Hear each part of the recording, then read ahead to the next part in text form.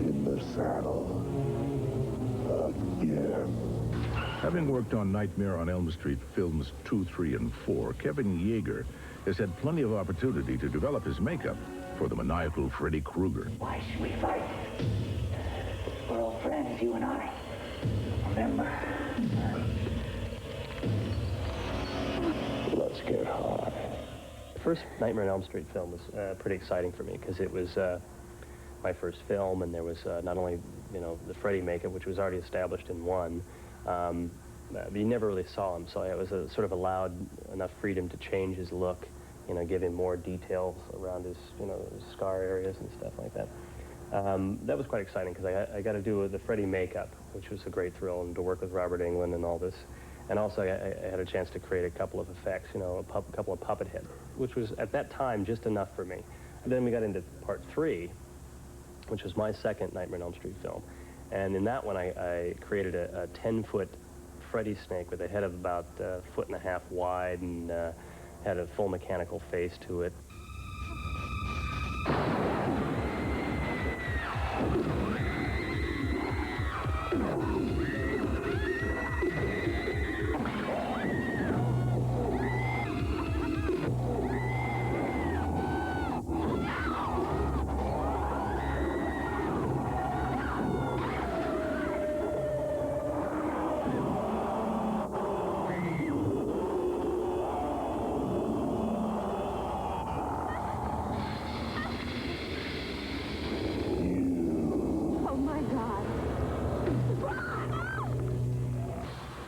And we did the Chest of Souls, which are these little faces that, the souls that are trapped inside of Freddy, that are on his chest, and they're screaming and trying to push out of this sort of pizza face, kind of weird stretchy skin.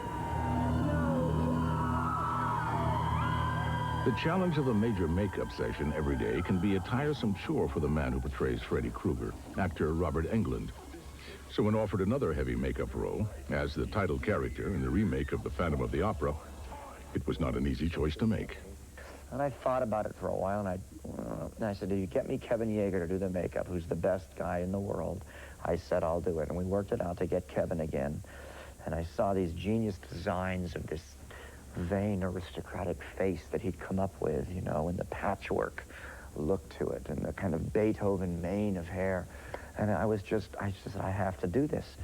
Kevin Yeager's makeup designs have also been appreciated by the producers of the HBO series Tales from the Crypt, for which a menagerie of monsters have been concocted.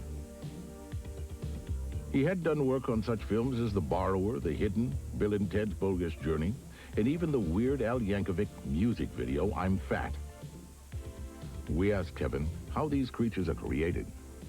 My producer or director would call or say, hey, get this guy, or who's out there, and they would send a bunch of scripts out, and I would get the scripts, break them down, find out what special effects makeup or creatures are in them. Then you take those ideas and go back to the studio and start sketching out whatever they asked you to do, you know, and I ended up doing about 3 to 4 different designs of a character like Chucky or Freddy, different, just to give them options. But you try to point them in the direction you want to go. Ultimately, you know, you're not trying to make it look like somebody else's work. Okay, Chucky, say goodbye. Okay, but first I'd like to take this moment to say so long to my peers like Freddie and Jason, and say thanks to the Academy for the nominee that's coming up soon, probably for my next film. Won't be long, I'm sure. Just ignore the guy behind the chin strap. Goodbye. Now we're going